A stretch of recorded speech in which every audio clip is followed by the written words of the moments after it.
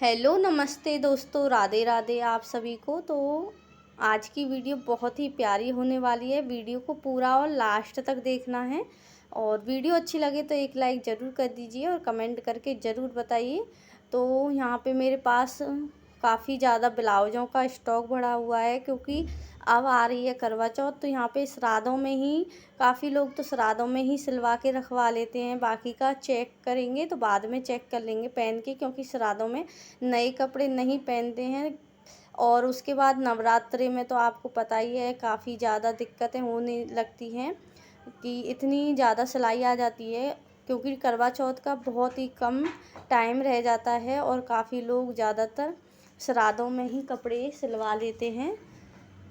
और इस तरीके से यहाँ पे मेरे पास काफ़ी ज़्यादा ब्लाउज वगैरह और सूट भी, हमारे यहाँ तो सूट भी खूब पहनते हैं और ब्लाउज भी खूब पहनते हैं, क्योंकि मैं हरियाणा में रहती हूँ। हरियाणा में तो सूट ही डेली यूज में तो ज़्यादातर लोग बाग सूट ही पहनते हैं। जैसे त्योहार वगैरह पे ही लोग साड़ी वगैरह पहनते हैं। तो यहाँ पे आप कभी भी देखोगे तो मैं आपको सूट में ही नज़र आऊँगी, क्योंकि मैं सूट में ही रहती हूँ ज़्यादातर, क्योंकि है ना साड़ी में सिलाई हो नहीं पाती है और दिक्कतें भी होती हैं।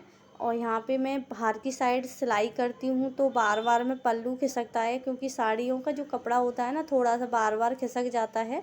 तो उसकी वजह से यहाँ पे मैं कम ही साड़ी यूज करती हूँ पहनने में, क्योंकि कॉटन के जो दुपट्टे होते हैं ना वो एक बार सिर पे रख लेते हो ना तो निकलना मुश्किल हो जाता है उनका, और वो वहीं की वहीं टिके होते हैं। तो आसानी से हम सिलाई भी कर पाते हैं और दिक्कत भी नहीं होती है। तो यहाँ पे आप मेरी वीडियो कहाँ से देख रहे हो तो कमेंट करके ज़रूर बताएं, और वीडियो अच्छी लगे तो लाइक कर दीजिए और एक कमेंट करके बताइए कि आपके यहाँ पे आपकी जो भी सिलाई है वो कितना लेते हैं। तो यहाँ पे तो हमारे यहाँ पे तो काफ़ी रेट अलग अलग हैं। टेलरों के जो रेट हैं वो कम, मतलब काफ़ी अलग होते हैं, जो लेडीज़ करती हैं तो काफ़ी अलग होते हैं।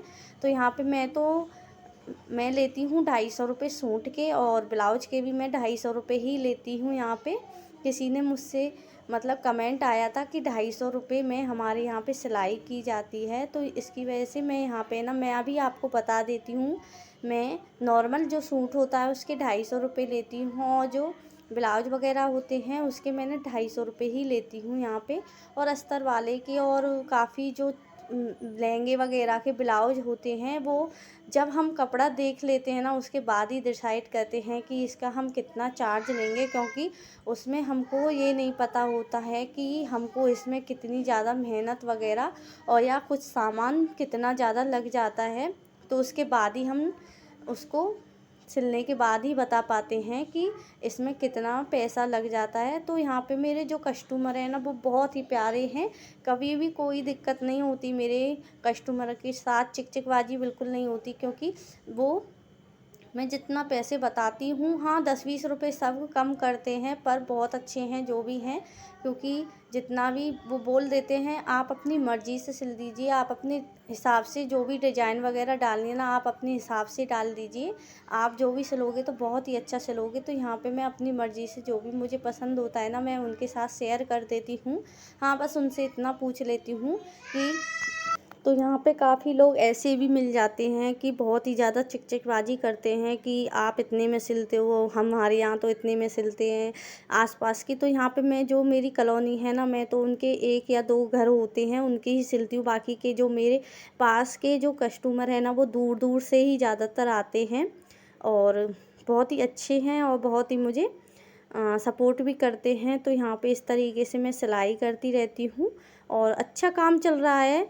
बस थोड़ा सा टाइम लगता है, तो यहाँ पे मुझे भी काफ़ी टाइम लगा था जब मैंने स्टार्टिंग की थी, क्योंकि थोड़ा सा हमको भी समझने में देरी लगती है कि हमको इसको कैसे, जो कस्टमर है उनसे बात करनी है, अपने जो भी ग्राहक हैं वो कैसे बढ़ाएं, और काफ़ी टाइम लग जाता है कुछ चीज़ों को सोचने में और बनाने में। तो अब तो है ना जब करते रहते हैं ना कोई भी काम तो उसको करने में ना इतनी दिक्कत नहीं होती, और आप बहुत ही आसानी से अपनी सिलाई मैं यहाँ पे कर लेती हूँ और बहुत ही अच्छी तरीके से अब मुझ पे आ भी गई है। तब मैंने स्टार्ट किया था ना तो मुझ पे इतनी अच्छी तरीके से नहीं आती थी, फिटिंग वगैरह में दिक्कतें हो जाती थी। तो उसमें क्या करती थी, जब फिटिंग वगैरह ज़्यादातर मैं ना चेक करा के देख लेती थी अपने सामने ही। अगर कोई दिक्कत होती थी तो मैं हाथ के हाथ उसको सही करके देना पड़ता था। और काफ़ी ज़्यादातर लोग वाग मुझे जो ऑल्टर के कपड़े होते हैं ना वो ही ज़्यादा आते थे। तो यहाँ पे ऑल्टर के जो कपड़े होते हैं ना वो भी काफ़ी ज़्यादा परेशान करते हैं, क्योंकि ऑल्टर करने में ना बहुत परेशानी हो जाती है। जितना टाइम हमको ऑल्टर करने में लगता है उतना ही टाइम में हम एक सूट रेडी कर देते हैं, क्योंकि ऑल्टर करने में जो सिलाइयाँ लगी होती हैं उनको भी उधेड़ना पड़ता है और काफ़ी दिक्कतें होती हैं ऑल्टर करने में। तो यहाँ पे ना जब कभी ज़्यादातर ऐसे कपड़े आ जाते हैं जिनको हम बाज़ार से होते हैं, जो रेडीमेड होते हैं, तो उनमें काफ़ी टाइम लग जाता है।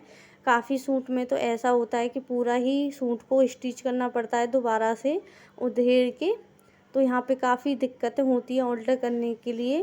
तो त्योहारों पे तो मैं मना ही कर देती हूँ, क्योंकि उसमें दिक्कतें ज़्यादा हो जाती हैं। फिर या तो आप ऑल्टरी के कपड़े ही कर सकते हो, या फिर आप जो सिलाई के आपने कपड़े लिए हैं उनको ही सिल पाते हो। क्योंकि आपको पता ही है मेरे तीनों बेटियां बहुत छोटी छोटी हैं, वो खुद से अपना काम नहीं कर पाती।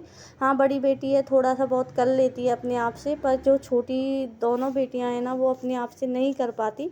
और सबसे छोटी बेटी तो वो बिल्कुल ही कुछ नहीं कर पाती है। तो यहाँ पे मुझको परेशान भी करती रहती है बार बार, और उसका भी ध्यान रखना पड़ता है कहीं मशीन में हाथ ना दे दे। क्योंकि सिलाई से ज़रूरी ज़्यादातर बच्चे हैं हमारी, सिलाई इतनी ज़रूरी नहीं है। अगर बच्चों को कुछ हो गया, हाथ या पैर कहीं भी लग जाती है तो दिक्कतें ना हमको ही होती है और काफ़ी ज़्यादा परेशानी भी उठानी पड़ जाती है। तो यहाँ पे मुझे ना काफ़ी, जब मेरी बच्ची मशीन के पास आसपास होती है तो बहुत ही धीमी तरीके से मुझे इसको चलाना पड़ता है और देखती रहती हूँ कि कहीं ये किसी चीज़ में हाथ तो नहीं दे देगी। क्योंकि ऐसा होता है, क्योंकि मेरी जो लाइट वाली मशीन है ना तो एक बार चलने के बाद है ना रुकती नहीं है जल्दी से। वैसे तो ये झुकी मशीन अगर आप थोड़ा सा इसमें से पैर हटा दोगे ना तो वहीं की वहीं बंद हो जाती है। पर जब कहीं कोई दिक्कत हो, मतलब बच्चे हाथ वाथ दे दे तो दिक्कत ही होती है। नेक थोड़ी सी भी ना स्पीड बच्चे के हाथ को या पैर को या कुछ भी चीज़ होती है उसको नुकसान पहुंचा सकती है। तो यहाँ पे इस तरीके से मैं बहुत ही धीमी स्पीड में जब काम करती हूँ तो उसकी वजह से ना मुझ पे सिलाई इतनी नहीं हो पाती, क्योंकि साथ में बच्चों को भी देखना पड़ता है और काफ़ी दिक्कतें हो जाती हैं जब छोटे छोटे बच्चे होते हैं। हाँ, अगर आपका स्पेशल कोई बुटीक है, घर के अलावा आप कहीं बाहर मतलब दुकान लेके रहते हो या करते हो, तो उसमें आपको फ़ायदा ये भी होता है कि आपको बस टाइम का पता होता है कि हम पे इतना टाइम है और इतने टाइम में हमको ये चीज़ें सिलनी पड़ती हैं। क्योंकि हमें ना अपने जो भी बुटीक या दुकान पे हम कोई भी काम करते हैं तो उसका टाइम फिक्स होता है कि हम इतने बजे हमको जाना है और इतने बजे तक हमको घर पे आना है। तो वही जो बीच का टाइम मिलता है तो उसमें ही हमको सारे काम करने पड़ जाते हैं। तो यहाँ पे घर वाले जो बुटीक होते हैं ना तो उनमें तो क्या कर सकते हो आप, जैसे दिन में आप सिलाई कर सकते हो और रात में आप कटिंग कर सकते हो और अच्छी तरीके से मैनेज हो जाता है। क्योंकि आप घर के साथ साथ घर का काम, सिलाई के साथ साथ घर का काम भी और अपने जो भी कपड़े वगैरह जो भी आप लेते हो सिलने के लिए वो भी आसानी से आप सिल पाते हो। तो काफ़ी लोग जो यूट्यूब पे नए होते हैं, तो मुझे भी जब मैं यूट्यूब पे नई आई थी ना मुझे भी काफ़ी दिक्कतें हुई थी कि किस तरीके से वीडियो बनानी है। तो काफ़ी वीडियो में तो मेरे यहाँ पे ना कॉपीराइट आ गया, तो उसकी कॉपीराइट की वजह से ना मुझे काफ़ी वीडियो को डिलीट करना पड़ा।